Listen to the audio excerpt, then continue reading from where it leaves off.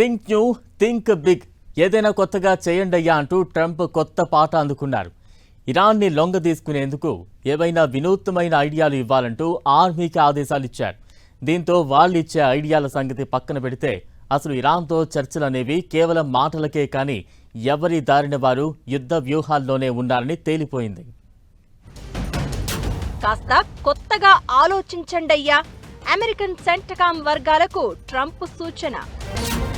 ఏదోలా ఇరాన్ని దారికి తీసుకురావాలి, క్రియేటివ్ గా ఉండాలి, పాత పద్ధతులు వద్దంటోన్న ట్రంప్. పశ్చిమాసియాలో శాంతి కావాలి, కానీ ఎలా సాధ్యం? ఎందుకంటే అమెరికా పెట్టిన షరతులను ఇరాన్ అంగీకరించడం లేదు. అయితే ఇరాన్ చర్చలు వద్దనడం లేదు, కానీ ఆ షరతులకు వ్యతిరేకమంటోంది. దీంతో నయానో భయానో దారికి తెద్దామంటే టెహ్రాన్ హైకమాండ్ రాజీ పడడం లేదు. ఇలాంటి పరిస్థితుల్లో టెహ్రాన్ టార్గెట్ చేసేందుకు సరికొత్త మార్గాల కోసం అధ్యక్షుడు ట్రంప్ అన్వేషిస్తున్నారు. ఇదే విషయంపై తమ బలగాలకు ట్రంప్ ఓ ఈమెయిల్ పంపారు. ఇరాన్పై ఒత్తిడి తెచ్చి దాని అణు కార్యక్రమాలను నిలిపివేసేలా చేయడం కోసం వినూత్న సంప్రదాయేతర సూచనలు ఇవ్వాలని ఆ ఈమెయిల్లో కోరినట్లు చెప్తున్నారు. దీంతో ఇప్పటివరకు టెహ్రాన్పై దాడులకు వాషింగ్టన్ అమలు చేసిన వ్యూహాన్ని సెంట్రల్ కమాండ్ అధికారులు పునః పరిశీలిస్తున్నట్లు తెలుస్తోంది. ఇరాన్పై భారీ స్థాయిలో దాడులు చేపడతామని అమెరికా అధ్యక్షుడు ట్రంప్ గతవారం హెచ్చరించిన సంగతి తెలిసిందే. అయితే సౌదీ అరేబియా యువరాజు మహమ్మద్ బిన్ సల్మాన్ జోక్యంతో భీకర దాడుల నుంచి ట్రంప్ వెనక్కి తగ్గారు.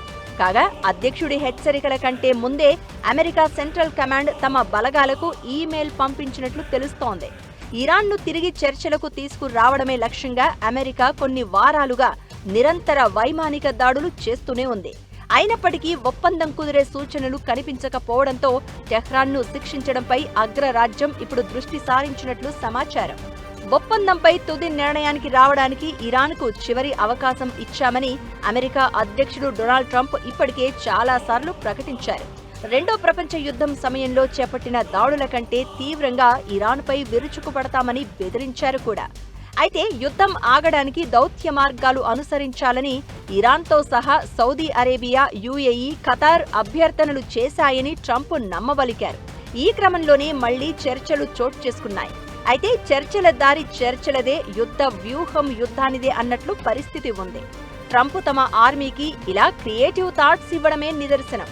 ప్రస్తుతం ఇరు దేశాల ప్రతినిధుల మధ్య సంప్రదింపులు జరుగుతున్నాయని చెప్తున్నారు. కానీ అటు ఇరాన్ కూడా తన వ్యూహాల్లో తాను ఉంది.